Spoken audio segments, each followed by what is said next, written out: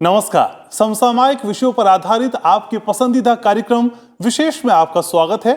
आपके साथ मैं हूं घनश्याम उपाध्याय। आज विशेष में बात करेंगे राज्यसभा चुनाव की। राज्यसभा चुनाव बाकी होने वाले दूसरे सभी चुनाव से अलग होता है। संविधान के अनुसार राज्यसभा में सदस्यों की अधिकतम संख्या 250 निर्धारित की गई है, जिसमें 238 सदस्यों के लिए चुनाव का प्रावधान है, जबकि 12 सदस्य राष्ट्रपति नॉमिनेट करते हैं। हर 2 साल में से 1/3 सदस्यों का कार्यकाल खत्म भी होता है, जिसके बाद उनकी सीटों के लिए चुनाव होता है। इसका मतलब है कि प्रत्येक 2 साल पर राज्यसभा के 1/3 सदस्य बदलते हैं, ना कि यह सदन भंग होता है, यानी राज्यसभा हमेशा बनी रहती है। हालांकि राज्यसभा चुनाव की प्रक्रिया लोकसभा और विधानसभा चुनाव से अलग है, क्योंकि उसके सदस्य का कार्यकाल 6 साल का होता है। आपको यह भी बता दें कि लोकसभा चुनाव में आम आदमी वोट करते हैं, लेकिन राज्यसभा चुनाव के लिए आम आदमी वोट नहीं कर सकता। इसके लिए जनता द्वारा चुने गए जनप्रतिनिधि यानी विधायक ही इस चुनाव में हिस्सा लेते हैं। तो आज विशेष में आपको बताएंगे राज्यसभा चुनाव की पूरी प्रक्रिया क्या है, सांसदों को चुनने के पीछे की गणित, उसकी कैलकुलेशन क्या है, और राज्यसभा सांसद के चुनाव के लिए किसी भी प्रत्याशी के लिए कौन कौन सी अनिवार्यताएं जरूरी है। शुरुआत करते हैं विशेष की।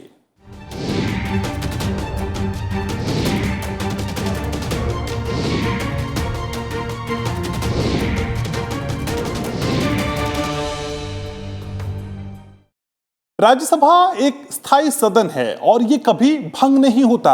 हालांकि हर 2 वर्ष बाद राज्यसभा के 1/3 सदस्य सेवानिवृत्त हो जाते हैं। इन सीटों को भरने के लिए द्विवार्षिक चुनाव कराए जाते हैं। राज्यसभा की 55 सीटों के लिए द्विवार्षिक चुनाव की प्रक्रिया अधिसूचना जारी होने के साथ ही शुरू हो गई है। इन सीटों के लिए 26 मार्च को वोटिंग होगी। भारतीय संसद प्रणाली में राज्यसभा की भूमिका बेहद ही महत्वपूर्ण है। ऐसे तो राज्यसभा सदस्य का कार्यकाल 6 साल का होता है, लेकिन इसके 1/3 सदस्य हर 2 साल में सेवानिवृत्त हो जाते हैं। इन सीटों को भरने के लिए द्विवार्षिक चुनाव कराए जाते हैं। हमारे संविधान में इसका प्रावधान अनुच्छेद 83(1) में किया गया है। इसी के तहत अधिसूचना जारी होने के साथ ही राज्यसभा की 55 सीटों के लिए द्विवार्षिक चुनाव की प्रक्रिया शुरू हो गई है। अधिसूचना जारी होने के साथ ही इन सीटों के लिए नामांकन की प्रक्रिया 6 मार्च से शुरू हो गई। इन सीटों के लिए 13 मार्च तक नामांकन दाखिल किया जा सकता है। नामांकन पत्रों की जांच 16 मार्च को होगी। उम्मीदवार 18 मार्च तक नाम वापस ले सकेंगे। इन सीटों के लिए मतदान 26 मार्च को होगा। 55 सीटों के लिए 17 राज्यों से चुनाव किए जा रहे हैं। जैसा कि हमारे संविधान में प्राविधान है कि जो राज्यसभा मेंबर्स हैं वो हर 2 साल में 1/3 रिटायर होंगे, लेकिन वो प्रक्रिया जो है थोड़ी डिस्टर्ब हो गई है, क्योंकि बीच बीच में जहाँ भी प्रेसिडेंट रूल अगर किसी स्टेट में हो गया तो वहाँ पे अगर कोई वैकेंसी उस स्टेट से हुई तो चूँकि वहाँ पर उनकी जो है आपकी विधानसभा वो भंग हो चुकी है, तो इलेक्शन नहीं हो पाए। इस कारण थोड़ा सा जो शेड्यूल है वो डिस्टर्ब हो गया है सिंस 1967 ऑनवर्ड्स। तो इसलिए अभी 55 होने हैं, लेकिन जहाँ तक मेरे पास सूचना है इस साल 73 सीटों के लिए चुनाव होगा इस साल के भीतर। राज्यसभा में 17 राज्यों की जिन 55 सीटों पर चुनाव होना है, उनमें से 51 सीटों पर मौजूदा सांसदों का कार्यकाल अप्रैल में अलग अलग तारीखों को पूरा हो रहा है, जबकि अप्रैल में ही कार्यकाल खत्म होने वाली 4 सीटें पहले से ही खाली हैं। महाराष्ट्र से सबसे ज्यादा 7, इसके बाद तमिलनाडु से 6, पश्चिम बंगाल और बिहार से 5-5 सीटों पर चुनाव होना है। ओडिशा, आंध्र प्रदेश और गुजरात से 4-4 सीटों पर चुनाव होना है। असम, मध्य प्रदेश और राजस्थान से 3-3 सीटों पर, तेलंगाना, छत्तीसगढ़, हरियाणा और झारखंड से 2-2 सीटें, वहीं हिमाचल प्रदेश, मणिपुर और मेघालय से 1-1 सीट पर चुनाव होना है। महाराष्ट्र, उड़ीसा, तमिलनाडु और पश्चिम बंगाल से संबंधित सीटों का कार्यकाल 2 अप्रैल को खत्म हो रहा है। आंध्र प्रदेश, तेलंगाना, असम, बिहार, छत्तीसगढ़, गुजरात, हरियाणा, हिमाचल प्रदेश, झारखंड, मध्य प्रदेश, मणिपुर और राजस्थान से संबंधित सीटों का कार्यकाल 9 अप्रैल को खत्म हो रहा है। वहीं मेघालय से संबंधित सीट का कार्यकाल 12 अप्रैल को खत्म हो रहा है। राज्यसभा की जिन 55 सीटों पर चुनाव होना है, उनमें से 15 बीजेपी के पास, 3 जेडीयू के पास और 4 एआईएडीएमके के पास हैं। इनके अलावा बीजेडी के भी 2 सदस्य हैं। वहीं कांग्रेस के ही 13 सदस्यों का कार्यकाल पूरा हो रहा है और जबकि 18 सदस्य अन्य दलों के हैं, जिनमें एनसीपी, शिवसेना और टीएमसी जैसे दल शामिल हैं। फिलहाल राज्यसभा में सबसे ज्यादा सदस्य बीजेपी से हैं। बीजेपी के 82 सदस्य हैं। इसके बाद कांग्रेस के 46 सदस्य हैं। तीसरे नंबर पर तृणमूल कांग्रेस है, जिसके राज्यसभा में 13 सदस्य हैं। वहीं एआईएडीएमके के 11 सदस्य हैं। इसके बाद समाजवादी पार्टी के 9 सदस्य हैं। जेडीयू और तेलंगाना राष्ट्र समिति यानी टीआरएस के 6 सदस्य हैं। जिन सदस्यों का अप्रैल में कार्यकाल खत्म हो रहा है, उनमें उपसभापति और बिहार से जेडीयू से सांसद बने हरिवंश भी शामिल हैं। इनमें राष्ट्रवादी कांग्रेस पार्टी के शरद पवार, माजिद मेमन, केंद्रीय मंत्री और आरपीआई के रामदास अठावले, एआईएडीएमके से शशिकला पुष्पा रामास्वामी, विजिला सत्यानंद और डीएमके के तिरुचि शिवा शामिल हैं। इनमें बीजेपी के विजय गोयल, कांग्रेस के मोतीलाल वोरा, कुमारी शैलजा और दिग्विजय सिंह का भी कार्यकाल अप्रैल में खत्म हो रहा है। Bureau report, Rajya Sabha TV. Bharat की संसदीय व्यवस्था में द्विसदनीय शासन व्यवस्था को अपनाया गया है, यानी लोकसभा और राज्यसभा। इन्हीं दोनों सदन में राज्यसभा को उच्च सदन कहा जाता है। राज्यसभा एक स्थायी सभा है जो कभी भी भंग नहीं होती। हालांकि इसके 1/3 सदस्य प्रत्येक 2 साल बाद सेवानिवृत्त हो जाते हैं, जबकि पूर्णकालिक अवधि के लिए निर्वाचित सदस्य 6 वर्षों की अवधि के लिए चुने जाते हैं। राज्यसभा में 12 सदस्यों को राष्ट्रपति मनोनीत करते हैं। इसके अलावा अन्य सदस्यों का चुनाव किया जाता है। आइए जानते हैं कैसे होता है राज्यसभा के सदस्यों का चुनाव।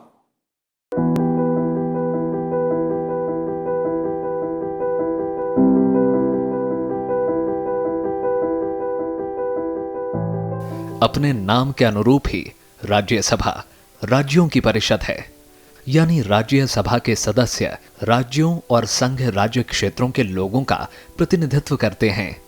राज्यसभा अप्रत्यक्ष रूप से जनता का प्रतिनिधित्व करती है, क्योंकि उसका गठन संघ, राज्यों और संघ राज्य क्षेत्रों के अनेक अंगों के रूप में होता है। संविधान के अनुच्छेद 84 के मुताबिक राज्यसभा के सदस्यों का निर्वाचन राज्य विधानसभाओं के निर्वाचित सदस्य अनुपातित पद्धति के अनुसार एकल संक्रमणीय मत द्वारा करते हैं। इसका मकसद अल्पसंख्यक समुदायों और दलों के लिए प्रतिनिधित्व की व्यवस्था करना है। ये विशेष प्रक्रिया जो है निर्धारित की गई है अपने आर्टिकल 80 में, इसके विषय में चर्चा है कॉन्स्टिट्यूशन के, कि proportional representation bye means of single transferable vote. Proportional representation का प्रैक्टिकल इम्प्लीकेशन ये है कि जिस पार्टी को जितने वोट मिलेंगे, जिस पार्टी के कैंडिडेट को जितने वोट मिलेंगे इलेक्शन के टाइम पे, उसके बेसिस पर उसका इलेक्शन होगा। तो जिस पार्टी का जितना किसी विधानसभा में उसकी जितने मेंबर्स हैं, उसके प्रपोर्शन में ही उसको इलेक्ट कर सकते हैं वो, या अगर वो किसी से उनका गठबंधन हो जाता है या कुछ हो जाता है तो उस हिसाब पर बनता है। संविधान के अनुच्छेद 84 में संसद की सदस्यता के लिए अर्हताएं निर्धारित की गई हैं। राज्यसभा की सदस्यता के लिए किसी व्यक्ति के पास जो योग्यताएं होनी चाहिए, उनमें उसे भारत का नागरिक होना चाहिए, उसकी आयु कम से कम 30 वर्ष होनी चाहिए और उसके पास ऐसी अन्य अर्हताएं होनी चाहिए जो संसद द्वारा बनाई गई विधि के अधीन हो। इसके साथ ही संविधान के अनुच्छेद 102 में राज्यसभा के सदस्यों के लिए कुछ निर्हताएं भी निर्धारित की गई हैं, जैसे वो दिवालिया या पागल घोषित हो, भारत या राज्य सरकार के अधीन किसी लाभ के पद पर हो, उसने स्वेच्छा से विदेशी नागरिकता ले ली हो। संविधान के अनुच्छेद 83(1) के तहत राज्यसभा एक स्थायी निकाय है और उसका विघटन नहीं किया जा सकता। इसके सदस्यों का चुनाव 6 साल के लिए होता है, लेकिन 1/3 सदस्य प्रत्येक दूसरे साल की समाप्ति पर सेवानिवृत्त हो जाते हैं। 1/3 रिटायर होते हैं। इसका मतलब कि जो भी जिनका भी अब स्थिति ये है कि जब भी 6 साल कंप्लीट हो गए, क्योंकि शुरू में जब इलेक्शन हुआ था तब ये बड़ा डिफ़िकल्ट था, कठिन था डिसाइड करना कि हर 2 साल में कैसे होगा। तो उस वक़्त तो थोड़ा सा एक तरह से ड्रॉ ऑफ लॉट्स से डिसाइड किया गया कि जो लोग इलेक्ट हुए हैं पहली बार उसमें 1/3 कौन 2 साल चलेंगे, कौन 4 साल चलेंगे, कौन 6 साल चलेंगे। तो उसके बाद से फिर पहले राउंड के बाद से तो जिनका भी जब 6 साल का टर्म ख़त्म होने वाला है वो उनकी जगह दूसरे चुने जाते हैं। जहां तक राज्यसभा में सीटों की संख्या की बात है तो संविधान की 4थी अनुसूची में राज्यसभा में राज्यों और संघ राज्य क्षेत्रों को स्थानों के आवंटन का प्रावधान है। इसके तहत स्थानों का आवंटन प्रत्येक राज्य की आबादी के आधार पर किया जाता है, यानी राज्यसभा में किस राज्य से कितने सांसद होंगे ये उस राज्य की जनसंख्या के हिसाब से तय होता है। इस आधार पर अंडमान निकोबार द्वीप समूह, चंडीगढ़, दादरा और नागर हवेली, दमन और दीव और लक्षद्वीप जैसे कुछ संघ राज्य क्षेत्रों की आबादी इतनी कम है कि राज्यसभा में उनका कोई प्रतिनिधि नहीं है। राज्यों के पुनर्गठन और नए राज्यों के गठन के बाद राज्यों और संघ राज्य क्षेत्रों को आवंटित राज्यसभा में निर्वाचित स्थानों की संख्या साल 1952 से लेकर अब तक समय समय पर बदलती रही है। राज्यसभा का सदस्य चुने जाने के लिए उम्मीदवार को न्यूनतम मान्य वोट मिलने चाहिए और वोटों की गिनती सीटों की संख्या पर निर्भर करती है। राज्यसभा में सदस्यों का चुनाव राज्य विधानसभा के निर्वाचित सदस्यों द्वारा किया जाता है, जिसमें विधान परिषद के सदस्य वोट नहीं डाल सकते। नामांकन दाखिल करने के लिए न्यूनतम 10 सदस्यों की सहमति जरूरी होती है। सदस्यों का चुनाव एकल हस्तांतरणीय मत के द्वारा निर्धारित कानून से होता है। इसके अनुसार राज्य की कुल विधानसभा सीटों को राज्यसभा की सदस्य संख्या में 1 जोड़कर उसे विभाजित किया जाता है और फिर उसमें 1 जोड़ दिया जाता है। इसे इस तरह से समझा जा सकता है, मान लीजिए महाराष्ट्र विधानसभा में कुल 288 विधायक हैं और वहां 7 राज्यसभा सीट के लिए चुनाव होने हैं, तो 7 में से 1 जोड़ने पर यह संख्या 8 हो जाती है। अब कुल सदस्य 288 हैं, तो उसे 8 से विभाजित करने पर 36 आता है। फिर इसमें 1 जोड़ने पर यह संख्या 37 हो जाती है। यानी महाराष्ट्र से राज्यसभा सांसद बनने के लिए उम्मीदवार को 37 प्राथमिक वोटों की जरूरत होगी। Single transferable vote, single transferable vote हुआ माने कि हर एक विधानसभा के सदस्य को एक ही वोट है, लेकिन वो ट्रांसफरेबल है। ट्रांसफरेबल ये है कि जो बैलेट पेपर बनाया जाता है उसमें सभी जो कैंडिडेट कंटेस्ट कर रहे हैं उनके नाम रखे जाते हैं, लेकिन उसमें एक कॉलम होता है प्रेफरेंस का। तो जो भी सदस्य है उसको दिखना पड़ता है हमारी पहली प्रेफरेंस क्या है, दूसरी क्या है, तीसरी क्या है, आई मीन डिपेंडिंग ऑन जितने भी कैंडिडेट हैं। लेकिन ये कोई ज़रूरी नहीं है, वो चाहे तो सिर्फ 1 लिख के छोड़ दे, लेकिन कम से कम पहली प्रेफरेंस तो उसको अपनी लिखनी ही पड़ेगी। उसके अलावा चाहे तो 2 3 4 5 लिखे, चाहे 1 2 3 लिखे, जो भी उसको लिखना है लिख दे। इसके अलावा वोट डालने वाले विधायकों की प्राथमिकता का भी महत्व है। इसका मतलब है कि मतदान के दौरान हर विधायक से यह पूछा जाता है कि उसकी पहली, दूसरी और तीसरी पसंद का उम्मीदवार कौन है।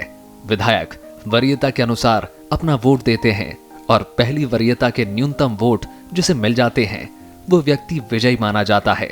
इसके बाद यदि सदस्यों के लिए वोटिंग होती है तो सबसे कम वोट मिलने वाले उम्मीदवार के वोटों को दूसरी वरीयता के अनुसार अन्य उम्मीदवारों को ट्रांसफर कर दिया जाता है।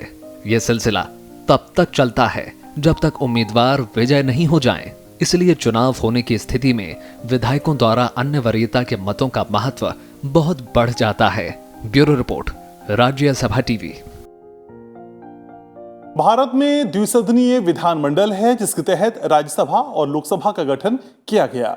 राज्यसभा के सदस्य अप्रत्यक्ष रूप से निर्वाचित होते हैं और विधि निर्माण में लोकसभा की तरह ही राज्यसभा भी भूमिका निभाती है। राज्यसभा के पास कई तरह की विधायी और विशेष अधिकार हैं। आइए जानते हैं राज्यसभा की संरचना और महत्व के बारे में। राज्यसभा, जिसे काउंसिल ऑफ स्टेट्स भी कहा जाता है, भारत जैसे विशाल और विविधताओं भरे देश के लिए 2 सदनों की आवश्यकता महसूस की गई। इसलिए काउंसिल ऑफ स्टेट्स के रूप में दूसरे सदन का सृजन किया गया। राज्यसभा का गठन संघीय व्यवस्था में राज्यों के हितों की रक्षा करने के लिए किया गया है।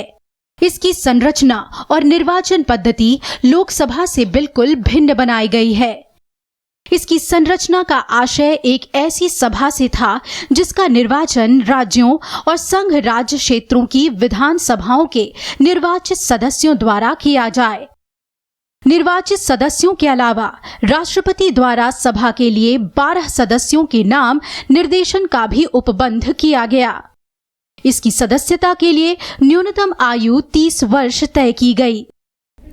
इसका जो सेकंड चेंबर है, सेकंड चेंबर की अहमियत इसलिए है क्योंकि ये कहा गया कि जब लोकसभा में डायरेक्टली इलेक्टेड मेंबर्स आते हैं तो उनको कुछ जल्दी रहती है कि कुछ कानून अपने जो भी उनके कॉन्स्टिट्यूएंट्स हैं उनकी भलाई के लिए या और कोई समस्या है उसके लिए वो उसको पास कर दें।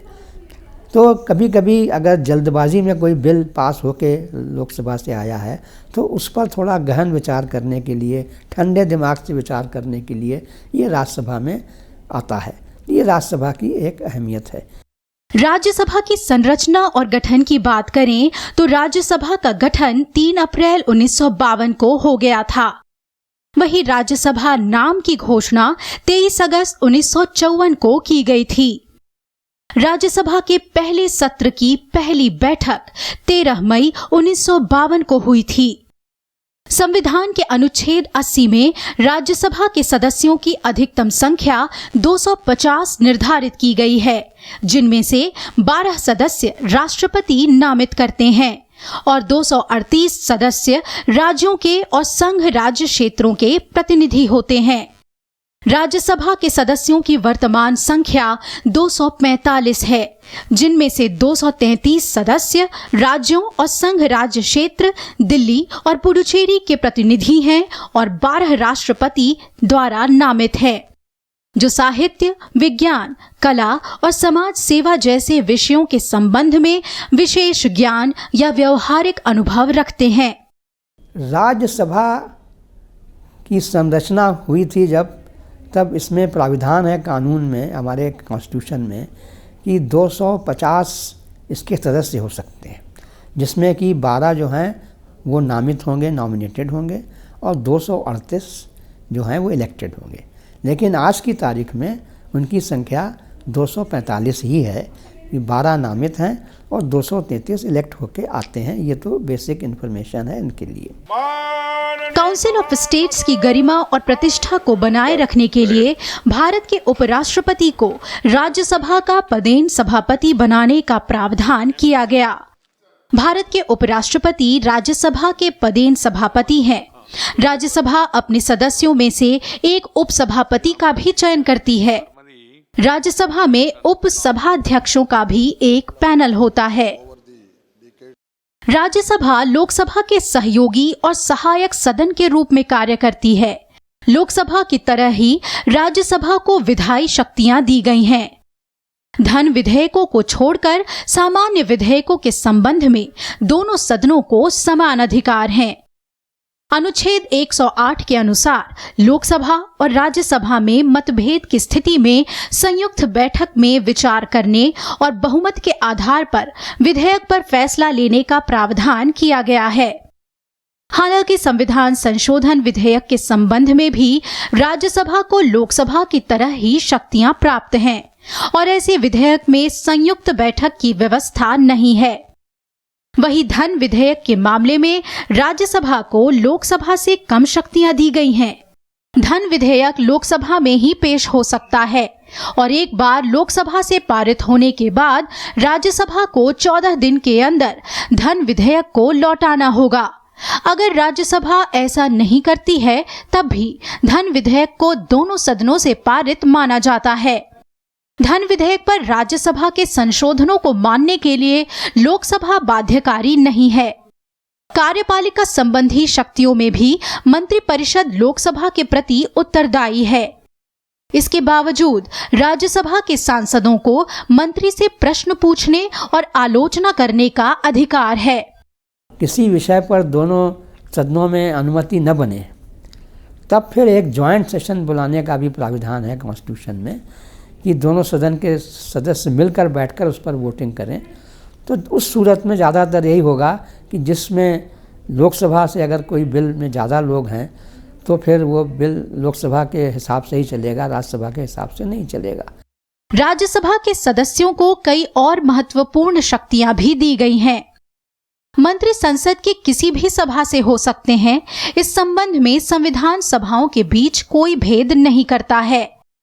प्रत्येक मंत्री को किसी भी सभा में बोलने और उसकी कार्यवाही में भाग लेने का अधिकार होता है, लेकिन वो उसी सभा में मत देने का हकदार होता है जिसका वो सदस्य होता है। राज्यसभा को राष्ट्रपति का निर्वाचन और महाभियोग, उपराष्ट्रपति का निर्वाचन, आपातकाल की उद्घोषणा का अनुमोदन, राज्यों में संवैधानिक तंत्र की विफलता से संबंधित उद्घोषणा और वित्तीय आपातकाल के अलावा कुछ विशेष शक्तियां मिली हुई हैं। राज्यसभा अनुच्छेद 249 के तहत संसद को 2/3 बहुमत से संकल्प पारित करके राज्य सूची के विषय पर कानून बनाने के लिए अधिकृत कर सकती है। अनुच्छेद 312 के तहत राज्यसभा संघ और राज्यों की आवश्यकताओं को पूरा करने वाली एक नई अखिल भारतीय सेवा के निर्माण से जुड़ा संकल्प भी पारित कर सकती है। लेकिन इसके अलावा कम से कम 2 क्षेत्र में विशेषाधिकार दिए गए हैं राज्यसभा को। एक तो यह है कि जब कोई ऑल इंडिया सर्विस क्रिएट करनी है, नई ऑल इंडिया सर्विस तब तक उसका प्राविधान नहीं किया जा सकता जब तक कि 2/3 के बहुमत से राज्यसभा में एक रेजोल्यूशन न पास करें कि हमको इस सर्विस की ज़रूरत है। ये तो एक विशेषाधिकार है। दूसरा स्पेशल विशेषाधिकार ये है कि हमारे संविधान में जो 7th शेड्यूल है उसमें यूनियन लिस्ट है, स्टेट लिस्ट है और कंकरेंट लिस्ट है कि अधिकार क्षेत्र यूनियन गवर्नमेंट के क्या हैं, स्टेट गवर्नमेंट के क्या हैं और दोनों के कंकरेंट क्या हैं। इसमें जो स्टेट गवर्नमेंट के जो अधिकार क्षेत्र है जिसमें कि स्टेट गवर्नमेंट अपने कानून बना सकती है, उस विषय पर अगर ये कभी ज़रूरत पड़े कि सेंट्रल गवर्नमेंट कुछ कानून बनाए तो इस पर भी अगर 2/3 की बहुमत से राज्यसभा एक रेजोल्यूशन पास करती है तभी उस पर एक कानून बना के उसको पार्लियामेंट में लाया जा सकता है। हमारी लोकतांत्रिक व्यवस्था में राज्यसभा ने रचनात्मक और प्रभावी भूमिका निभाई है। विधायी क्षेत्र और सरकारी नीतियों को प्रभावित करने के मामले में इसका कार्य निष्पादन काफी अहम रहा है। Bureau report, Rajya Sabha TV.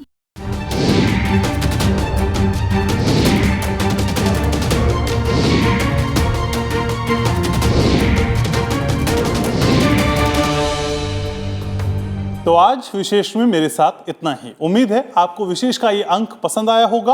आप हमारा कार्यक्रम YouTube पर भी देख सकते हैं, जहां आपके सुझावों का, आपकी प्रतिक्रियाओं का हमको बेसब्री से इंतजार रहता है। देश दुनिया की तमाम खबरों के लिए देखते रहिए राज्यसभा टीवी।